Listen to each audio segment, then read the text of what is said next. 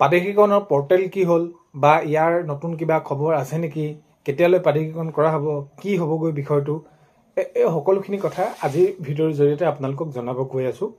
তো বহুতে আপোনালোকে কমেণ্টৰ জৰিয়তে সুধিছিলে ইয়াৰ আগৰ ভিডিঅ'ত যে পৰ্টেলৰ ক্ষেত্ৰত কি হ'লগৈ, প্ৰাদেশিকৰণ প্ৰক্ৰিয়া কেনেদৰে কি হ'ব। এতিয়া যিসমূহ ভেঞ্চাৰ বিদ্যালয় মহাবিদ্যালয় আছে প্ৰাদেশিকৰণ প্ৰক্ৰিয়াক লৈ মাননীয় মুখ্যমন্ত্ৰী মহোদয়ে শেহতীয়াকৈ যি জনাইছিলে বা পৰ্টেল খোলা তেনেদৰে সেই বিষয়ৰ ওপৰত সকলোখিনি কথা জনাম আৰু শেষলৈকে আপোনালোকে চাব। ভিডিঅ'টো বহুত বেছি দীঘলীয়া নহয় আৰু এইখিনিতে আপোনালোকক এটা অনুৰোধ কৰিম, নতুনকৈ যদি আপোনালোক চেনেলটোলৈ আহিছে ছাবস্ক্ৰাইব কৰি ৰাখিব, যাতে নতুন এটা ভিডিঅ' দিয়াৰ লগে লগে আপোনালোকে আগতীয়াকৈ চাবলৈ পায়। আৰু এই বিষয়টোৰ ওপৰত শেহতীয়াকৈ যি মাননীয় মুখ্যমন্ত্ৰী মহোদয়ে মন্তব্য ৰাখিছিলে, আপোনালোকে সকলোৱে শিক্ষাগুৰু আপোনালোকক সদায় শ্ৰদ্ধা কৰোঁ, আপোনালোকে হয়তো নিশ্চয় অৱগত এইখিনিৰ ওপৰত। আৰু বিশেষকৈ এই 2 এদিনৰ ভিতৰত মাননীয় মুখ্যমন্ত্ৰী মহোদয়ে কোনো ধৰণৰ এইকেইদিনৰ ভিতৰত এইকেইদিন কোনো ধৰণৰ তেনেদৰে এই প্ৰাদেশিকৰণ প্ৰক্ৰিয়াৰ ওপৰত মন্তব্য ৰখা নাই। চ' সেইবাবে আপোনালোকলৈ ভিডিঅ' প্ৰস্তুত কৰা নাই, কাৰণ কেলৈ নতুন যদি তেনেদৰে মন্তব্যই নিদিয়ে তাত অকণমান অসুবিধা হয় ভিডিঅ'টো আপোনালোকৰ বাবে প্ৰস্তুত কৰিবৰ বাবে, কাৰণ কেলৈ একেটা বিষয় আহি পৰে। তো এতিয়া কথাটো হ'ল, যিহেতু আপোনালোকে সুধি আছিলে কি হ'ল নহ'ল এইখিনিৰ ওপৰত বা মুখ্যমন্ত্ৰী মহোদয়ে শেহতীয়াকৈ কি কেনেদৰে ক'লে, তো এইখিনিৰ ওপৰতে কম, আপোনালোকে শেষলৈকে চাব। এতিয়া প্ৰাদেশিকৰণ কৰাক লৈ মাননীয় মুখ্যমন্ত্ৰী মহোদয়ে ক'লে যে পৰ্টেল খুলি দিয়া নিদিয়া, তাৰ পৰা আপোনালোকে সেইখিনি গম পালে, সেইখিনি খুলি দিয়া নিদিয়া। এতিয়া পৰ্টেলটো খুলি দিলেতো নহ'ব, আৰু যিদৰে আপোনালোকৰ ধৰি লওক সমস্যাখিনি আছে, যিদৰে আপোনালোকৰ এইখিনি ধৰি লওক ছাত্ৰ ছাত্ৰীৰ সংখ্যা কিমান লাগে বা আপোনালোকৰ যিখন আইন সংশোধন কৰাৰ ক্ষেত্ৰত আপোনালোকক জনাইছিলে যে সেইখিনি সংশোধন কৰা হ'ব, আগতকৈ অলপমান শিথিল কৰি দিয়া হ'ব, সহজ কৰি দিয়া হ'ব। তো এই বিষয়টো হ'ল নে নহ'ল সেইটোহে মূল বিষয়। তো এতিয়া ধৰি লওক পৰ্টেলটো খুলি দিলেতো আপোনালোকৰ এনেকুৱা ধৰণৰ নহয় যে আপোনালোকৰ প্ৰাদেশিকৰণ প্ৰক্ৰিয়াখিনি হৈয়ে গ'ল একেবাৰে কামখিনি। তো এইটো এতিয়া কথাটো হ'ল কি, আপোনালোকৰ এই যি আপোনালোকৰ সমস্যা সেইখিনি সমাধান কৰিবলৈ হ'লে এই বিষয়টো সোনকালে কাৰ্যকৰী কৰিব লাগিব। আৰু আপোনালোকে যিটো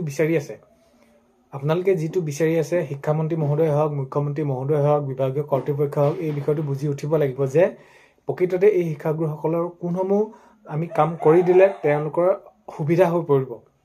কাৰণ কেলৈ, যদি এই প্ৰক্ৰিয়াখিনি এতিয়া দেৰি কৰি থাকে, পলম কৰি থাকে, যে এই শিক্ষাগুৰুসকলে প্ৰাদেশিকৰণ প্ৰক্ৰিয়াটো পলম কৰি থাকে, তো এনেকুৱা ধৰণৰ হ'বগৈ 2013 চনৰ যি শিক্ষাগুৰুসকলৰ অৱস্থা যিটো হৈ আছে তেনেকুৱা ধৰণৰ হ'বগৈ। কাৰণ কেলৈ, কোনোবা অৱসৰ গ্ৰহণ কৰিব, কোনোবাই ধৰি লওক 6 মাহ 7 মাহ আছে, 2 মাহ পাব, পাছত গৈ পিনি পেঞ্চনো নাপাবগৈ। আৰু পেঞ্চনটো পালে কিমান পায়, NPS হিচাপে আপোনালোকেতো গমেই পায় 1500, 1000, 2000 টকা। চ' এইবাবে এই বিষয়টো নতুন যিহেতু আপডেট নাই, বিষয়টো হ'ল কি এইটোৱে, এই আপোনালোকৰ যিটো সমস্যা, এই শিক্ষামন্ত্ৰী গৰাকী এইটো বুজি উঠা উচিত যে কিদৰে সোনকালে কাৰ্যকৰী কৰিব লাগে, কিদৰে কাৰ্যকৰী কৰিলে সোনকালে হ'ব, সেইটোৱে এতিয়া মূল বিষয়বস্তু হৈছে। আৰু যেনেদৰে আইন সংশোধনৰ ক্ষেত্ৰত সেইখিনি কথাবিলাক কৈছিলে, তেনেদৰে কামবিলাক হ'ব নহ'ব। তো এতিয়া কথাটো হ'ল কি, মূল বিষয়টো এই শিক্ষাগুৰুসকলৰ যিসমূহ সমস্যা আছে, যেনেদৰে কৰিবলৈ আপোনালোকে সেইখিনি কৈ আছে, তো এইখিনি কৰিলেহে সুবিধা হ'ব। আৰু এতিয়া ধৰি লওক আবেদন কৰাৰ পাছত আকৌ সেইখিনি পিছৰ পৰ্যায়লৈ যাবগৈ, কেনেদৰে কোনসমূহ কাম আগবাঢ়িব। আৰু আগন্তুক নিৰ্বাচন আহিছে, নিৰ্বাচনৰ কথা আছে, আৰু নিৰ্বাচনৰ সময়ততো এইবিলাক কাম নহয়। চ' সেইবাবে যিমান পাৰে যি সোনকালে হয় শিক্ষামন্ত্ৰী ডাঙৰীয়াই এই কামসমূহ কৰিব লাগিব, কৰিলেহে হ'ব। কাৰ্যকৰী দিশে যদি কৰিম বুলি ভাবে তেতিয়া মুঠতে হাতত ল'ব লাগিব সোনকালে, নহ'লে আপোনালোকৰ এই যি বৰ্তমান যি এতিয়া যেনেদৰে কামবিলাক আগবাঢ়িছে, কিন্তু ভৱিষ্যতে এইবিলাক হ'বলৈ আৰু 2 এদিন পলম লাগিবই। কাৰণ কেলৈ, তো এইখিনি ক্ষেত্ৰত বুজি উঠা উচিত। আৰু এতিয়া 2013 চনৰ পৰা আদি কৰি টিউটৰ শিক্ষাগুৰুসকলৰ যিটো অৱস্থা দেখিছোঁ, মানে বিশেষ একেবাৰে আৰু বহলাই কোৱাৰ প্ৰয়োজন নাই, একেবাৰে পানীত হাঁহ নচৰা অৱস্থা যিটো তেওঁলোকৰ অৱস্থা আজি। তো এইখিনি ক্ষেত্ৰত মুখ্যমন্ত্ৰী মহোদয় হওক বা বিশেষকৈ শিক্ষামন্ত্ৰী ডাঙৰীয়াই কাৰ্যকৰী কৰিম বুলি সোনকালে কৰিলেহে সুবিধা হ'ব। আৰু দেখা যাওক কি হয়। মাননীয় মুখ্যমন্ত্ৰী মহোদয়টো পৰ্টেল খুলি দিয়াক লৈ সেইখিনি সকলোখিনি কথা ক'লেই, আৰু কি কেনেদৰে আগবাঢ়ে মুঠৰ ওপৰত যিসমূহ যেনেদৰে আইন সংশোধন কৰাৰ কথা কৈছে, যেনেদৰে কৰিলে সুবিধা হয় সেনেকুৱা ধৰণৰ কৰিব লাগে।